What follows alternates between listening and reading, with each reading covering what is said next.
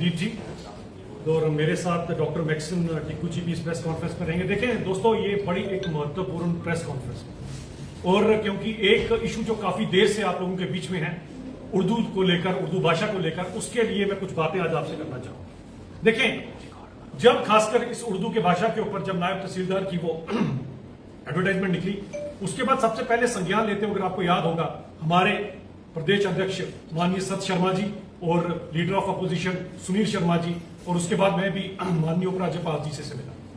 और आपको याद होगा जब हमने उनके नोटिस में ये बात लाई और इन सबको देखते हुए आगे भारतीय जनता पार्टी का युवा मोर्चा, उसने भी इसमें लोगों के साथ इसके खिलाफ प्रोटेस्ट किया। लेकिन जो सबसे बड़ी बात आती है कि ये जो कंट्रावर्सी, इसे कंट्रावर्सी बनाया किसने? आज तक तो कंट्रावर्सी नहीं थी। अब इसे पर्टिकुलरली अगर कोई कंट्रावर्सी बना रहा है तो उसके पीछे मंशा क्या है? मैं सभी बंधु, सभी लोग जो जुड़े हैं आप सबके चैनल्स के थ्रू, मैं जरूर चाहूंगा कि थोड़ा सा हिस्ट्री के बारे में मैं आपको बताऊं, उसके बाद बताऊं कि कंट्रावर्सी क्यों स्टार्ट की गई, इसके पीछे क्या सियासी मनसूबा है लोगों की और क्यों ऐसा कर रहे हैं, क्यों लोगों को बांटने का काम कर रहे हैं। शुरुआत में करता हूं, अगर आपको अल्लामा इकबाल का शेर याद हो कि मजहब नहीं सिखाता आपस में बैर करना, हिंदी है हम वतन है हिंदुस्तान हमारा।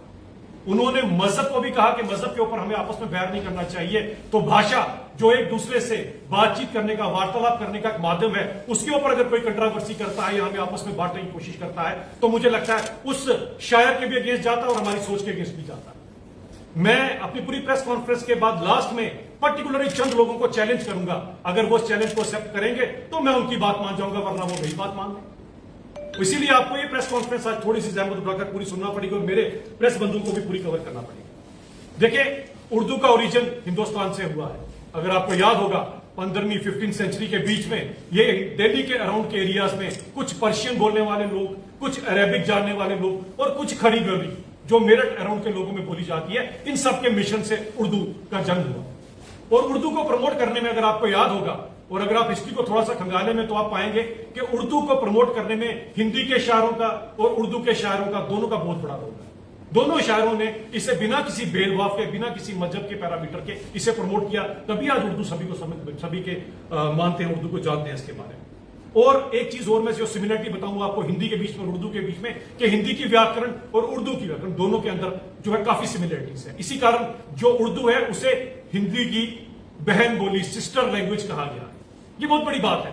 अब जो लोग आपस में बांटते हैं वो शायद, अगर हम किसी को मां बोली बोले तो ये बहन बोली है, यानी कि हमारी मासी से भी हमारे को अलग करने की बात करते हैं। ऐसे लोग हमेशा समाज के लिए, देश के लिए खतरनाक रहते हैं। अब जो इसके ऊपर सियासत कर रहे हैं, थोड़ा सा जाएं जरा हम नायब तहसीलदार की जो पोस्टें निकली। अब नायब तहसीलदार की जो पोस्टें निकली तो हमें पता होना चाहिए कि 2019 के रीऑर्गेनाइजेशन एक्ट के अंदर 5 ऑफिशियल लैंग्वेजेस डिक्लेयर हुई, उर्दू, कश्मीरी, डोगरी, हिंदी, इंग्लिश, ये हम सबको पता है। 26 सितंबर 2020 में लोकसभा राज्यसभा 1973, जब शायद मैं और हमारे साथ के भी बहुत सारे लोग पैदा भी नहीं होंगे, जब सबसे पहले आपने अपॉइंटमेंट की थी तो सर्विस रूल्स के अंदर, सरकार तो नेशनल कॉन्फ्रेंस की थी, सर्विस रूल्स के अंदर कहीं पर भी आपने उर्दू का मेंशन नहीं किया। और ये प्रैक्टिस 3 दशकों तक चली साथियों, 3 दशकों तक, 30 साल तक यही चीज रही कि कहीं पर भी इसको मैंडेटरी नहीं कहा गया। 2003 में एक ऐसी सरकार आई, अगर आपको याद होगा, जिनकी ये सरकार लैंड रो के अंदर हाई कोर्ट के ऑर्डर को जिन्होंने सिरे से नकार दिया और हाई कोर्ट को भी नहीं माना। और आपको याद है जम्मू वर्सेस कश्मीर, कश्मीर वर्सेस डोगरा और अमरनाथ लैंड रो में 2-3 साल तक, 2-3 महीने तक हमारा आपस में कंट्रोवर्सी करा कर, ये 2 बहुत पॉलिटिकल पार्टीज थी जिन्होंने सबसे पहले इस चीज का बीज डाला। अब 2009 में जब इनमें से एक पॉलिटिकल पार्टी जिसने देश का विभाजन किया, जब वो नेशनल कॉन्फ्रेंस के साथ होती है, तब ये क्या करती है कि इसके अंदर जो क्लॉज था, 2003 में क्लॉज डाला गया और 2009 के अंदर इस क्लॉज को उसमें से साइड पे कर दिया गया।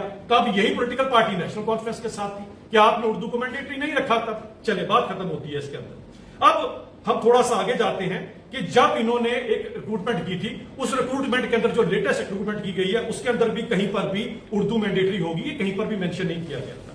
और अगर आपको याद होगा वो जो रिक्रूटमेंट की गई थी उन नायब तहसीलदारों की, वो आज तहसीलदार भी हैं। और अगर आपको देखा जाए, ये शायद 2019 या 18 लास्ट की बात है, उसके अंदर जितने भी नायब तहसीलदार अपॉइंट हुए जो आज तहसीलदार बन चुके हैं, उनसे पूछिए क्या उन सबके पास 10th में उर्दू थी? बिल्कुल नहीं।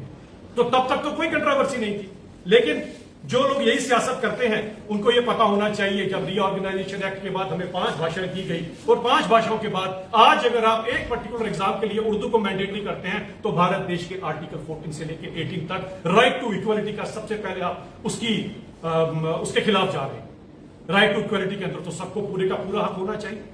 पिछले दिनों एक एडवर्टाइजमेंट निकली तो जम्मू के मैक्सिमम बच्चे थे उनको डिस्क्वालीफाई कर दिया गया सिर्फ इसका क्राइटेरिया लेकर।